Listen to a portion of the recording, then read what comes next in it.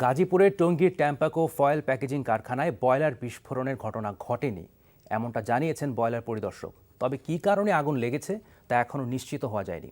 শনিবার ভোরে লাগা এই আগুন নেভানো সম্ভব না হলেও নিয়ন্ত্রণে আনা হয়েছে বলে জানিয়েছে ফায়ার সার্ভিস। আবু সালে জহির এবং নাসির আহমেদকে সাথে নিয়ে আরও জানাচ্ছেন মাকসুদুল হাসান। উপরের দিক থেকে আগুন দেখা না গেলেও এখনও কালো ধোঁয়া। এখনও ফায়ার সার্ভিসের 25টি ইউনিটের কর্মীরা পালাক্রমে আগুন নেভানোর কাজ চালিয়ে যাচ্ছেন। প্রথমে এই আগুনের সূত্রপাত বয়লার বিস্ফোরণ থেকে ধারণা করা হলেও বয়লার পরিদর্শক বলছেন ভিন্ন কথা। এখনো বয়লার রুমটা অক্ষত আছে। বয়লার থেকে অ্যাক্সিডেন্ট হলে বয়লার রুমটা আগে ক্ষতিগ্রস্ত হবে, যেহেতু বয়লারের ভিতরে যেতে পারলাম না। আপনারা গেলেও হয়তো দেখতে পাবেন। আমি যতদূর শুনলাম যে বয়লারটা এখনো অক্ষত আছে, বয়লার রুম থেকে কোনো অ্যাক্সিডেন্ট হয়নি।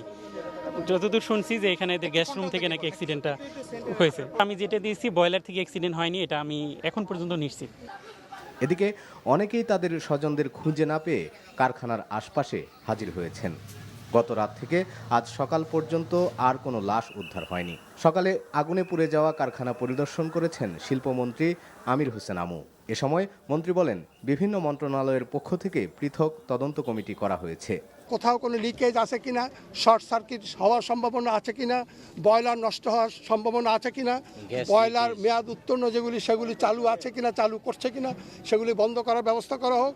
এমনিভাবে যত রকম প্রকারে এই ধরনের ইনসিডেন্টগুলি আমাদের দেশে ঘটছে সেগুলি তদন্ত সাপেক্ষে ব্যবস্থা নেওয়ার জন্য আমাদের সরকার দৃঢ় প্রতিজ্ঞ।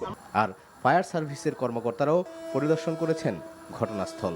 আগুন আমাদের নিয়ন্ত্রণে আছে, বাট ফায়ার আউট হয় না একদম কমপ্লিট। আপনারা দেখতে পাচ্ছেন শুধু ধোঁয়া বেরোচ্ছে, এটা প্রচুর হিট, এখানে ধোঁয়া ঢোকা যাচ্ছে না। এটা কমপ্লিট হইলেই আমরা উদ্ধার তৎপরতার জন্য প্রশাসনের সাথে আলাপ করে ব্যবস্থা নেব। শনিবার ভোর 6টার দিকে টঙ্গীর বিসিক শিল্পনগরী এলাকার ট্যাম্পাকো ফয়েলস প্যাকেজিং কারখানায় আগুন লেগে 25 জনের মৃত্যু হয়। এর মধ্যে দুর্ঘটনায় নিহত ব্যক্তিদের ময়নাতদন্ত সম্পন্ন করে লাশগুলো হস্তান্তর করা হয়েছে স্বজনদের কাছে। Maksudul Hasan, NTV news, Dhaka. আগুনের সর্বশেষ খবর জানতে আমরা সরাসরি যাচ্ছি আমাদের সিনিয়র করেসপন্ডেন্ট আবু সালে জহিরের কাছে। সালে, সেখানকার সর্বশেষ অবস্থা আমাদেরকে জানান। বাবু, সর্বশেষ যে পরিস্থিতি, আগুন কিন্তু এখনও নিভেনি, সেটি ফায়ার সার্ভিসের একজন ডিএডি বলেছেন কিছুক্ষণ আগে আমাদের কাছে। তো আপনি আমার পেছনে নিশ্চয়ই দেখতে পাচ্ছেন এখনও আগুন নিয়ন্ত্রণের কাজ চলছে। তবে সুখবর যেটি, এই এলাকায় বিসিক শিল্পনগরী টঙ্গীর এখানে কিন্তু বৃষ্টি হচ্ছে, বৃষ্টি হয়তো আগুন নিভাতে সাহায্য করবে।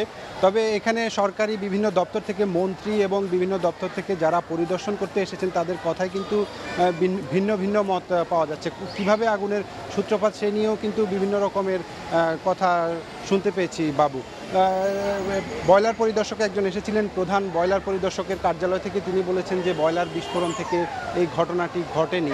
তিনি যতটুকু বাইরে থেকে দেখেছেন বয়লার কক্ষটি এখনও অক্ষত অবস্থায় আছে, তিনি সেরকমই রিপোর্ট তৈরি করছেন।